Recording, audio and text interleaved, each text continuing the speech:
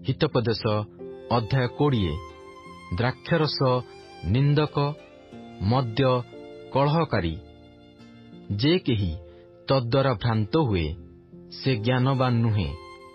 ରାଜାର ଭୟଙ୍କରତା ସିଂହ ଗର୍ଜନ ପରି, ଯେ ତାଙ୍କର କ୍ରୋଧ ଜନ୍ମାଏ ସେ ଆପଣା ପ୍ରାଣ ବିରୁଦ୍ଧରେ ପାପ କରେ।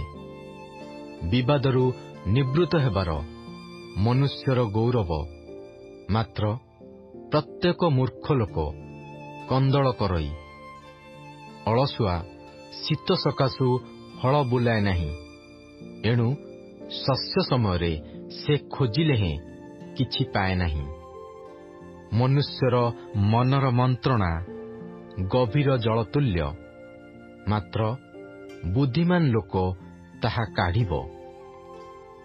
ଅଧିକାଂଶ ଲୋକ ଆପଣା ଆପଣା ଦୟାଳୁତା ପ୍ରଚାର କରନ୍ତି, ମାତ୍ର ବିଶ୍ୱସ୍ତ ଲୋକ କିଏ ପାଇପାରେ?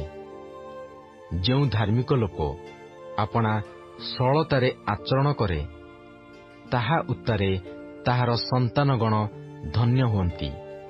ଯେଉଁ ରାଜା ବିଚାରସନରେ ବସେ, ସେ ନିଜ ଚକ୍ଷୁ ଦ୍ୱାରା ମନ୍ଦ ବିଷୟ ସବୁ ଉଡ଼ାଇ ଦିଏ।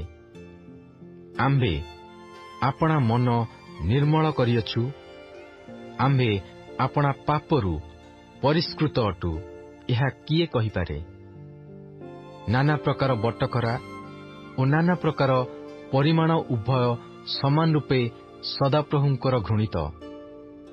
ଆପଣାର କର୍ମ ନିର୍ମଳ ଓ ସରଳ କି ନାହିଁ, ଏହା ଗୋଟିଏ ପିଲା ସୁଦ୍ଧା ଆପଣାର କର୍ମ ଦ୍ୱାରା ଆପଣାର ପରିଚୟ ଦିଏ।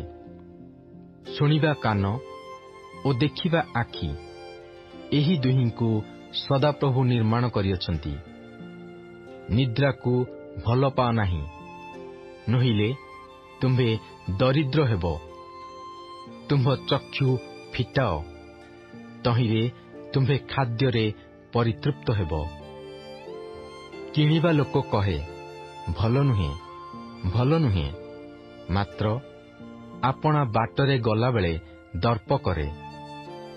ସୁବର୍ଣ୍ଣ ଅଛି ଓ ଅନେକ ମୁକ୍ତା ହିଁ ଅଛି, ମାତ୍ର ଜ୍ଞାନବିଶିଷ୍ଟ ଓଷ୍ଠ ଅମୂଲ୍ୟ ରତ୍ନ। ଅପରିଚିତ ଲୋକ ପାଇଁ ଯେ ଲଗା ହୁଏ, ତାହାର ବସ୍ତ୍ର ନିଅ। ପୁଣି ଯେ କେହି ବିଦେଶୀ ଲୋକଙ୍କ ନିମନ୍ତେ ଜାମିନ ହୁଏ, ତାହାକୁ ବନ୍ଧକ ରଖ। ମିଥ୍ୟା ଅର୍ଜିତ ଆହାର ମନୁଷ୍ୟକୁ ମିଷ୍ଟ ଲାଗେ, ମାତ୍ର ପଛେ ତାହାର ମୁଖ ଗୋଡ଼ିରେ ପୂର୍ଣ୍ଣ ହେବ। ମନ୍ତ୍ରଣା ଦ୍ୱାରା ପ୍ରତ୍ୟେକ ସଂକଳ୍ପ ସ୍ଥିର ହୁଏ। ପୁଣି ତୁମ୍ଭେ ଭଲ ପରାମର୍ଶ ଘେନି ଯୁଦ୍ଧ କର। ଯେ ଖଚୁଆ ହୋଇ ବୁଲେ, ଯେ ଗୁପ୍ତ କଥା ପ୍ରକାଶ କରେ, ଏ ନିମନ୍ତେ ଯେ ଆପଣା ଓଷ୍ଠ ଖୋଲା ରଖେ, ତାହା ସଙ୍ଗରେ ବ୍ୟବହାର କର ନାହିଁ। ଯେ ଆପଣା ପିତା କି ଆପଣା ମାତାକୁ ଅଭିଶାପ ଦିଏ, ଘୋର ଅନ୍ଧାରରେ ତାହାର ପ୍ରଦୀପ ନିଭାଯିବ। ପ୍ରଥମରେ କୌଣସି ଅଧିକାର ହଠାତ୍ ମିଳିପାରେ, ମାତ୍ର ତହିଁର ଶେଷ ଆଶୀର୍ବାଦଯୁକ୍ତ ହେବ ନାହିଁ। ଆମ୍ଭେ ଅନିଷ୍ଟର ପ୍ରତିଫଳ ଦେବା, ତୁମ୍ଭେ ଏପରି କଥା କୁହ ନାହିଁ। ସଦାପ୍ରଭୁଙ୍କଠାରେ ଅନୁସରଣ କର, ସେ ତୁମ୍ଭକୁ ଉଦ୍ଧାର କରିବେ। ନାନା ପ୍ରକାର ବଟଖରା ସଦାପ୍ରଭୁଙ୍କର ଘୃଣାର ବିଷୟ, ପୁଣି ଅଯଥାର୍ଥ ଦଣ୍ଡି ଭଲ ନୁହେଁ। ସଦାପ୍ରଭୁଙ୍କଠାରୁ ମନୁଷ୍ୟର ପାଦଗତି ହୁଅଇ। ତେଣୁ ମନୁଷ୍ୟ ଆପଣା ବାଟ କି ରୂପେ ବୁଝିପାରିବ? ଏହା ପବିତ୍ର ବୋଲି ହଠାତ୍ କହିବାର ଓ ମାନତ କଲା ଉତ୍ତାରେ ବିଚାର କରିବାର ମନୁଷ୍ୟ ପ୍ରତି ଫାନ୍ଦ ସ୍ୱରୂପ। ଜ୍ଞାନୀ ରାଜା ଦୁଷ୍ଟମାନଙ୍କୁ ପାଛୁଡ଼ି ପକାଇ ସେମାନଙ୍କ ଉପରେ ଚକ୍ର ବୁଲାଏ।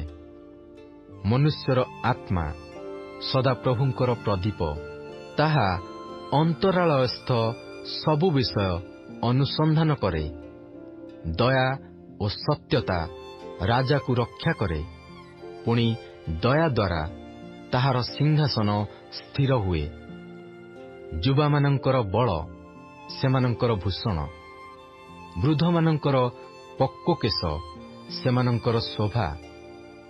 କ୍ଷତଜନକ ପ୍ରହାର ମନ୍ଦତା ପରିଷ୍କାର କରେ, ପୁଣି ଦଣ୍ଡାଘାତ ଅନ୍ତରାଳୟରେ ପ୍ରବେଶ କରେ।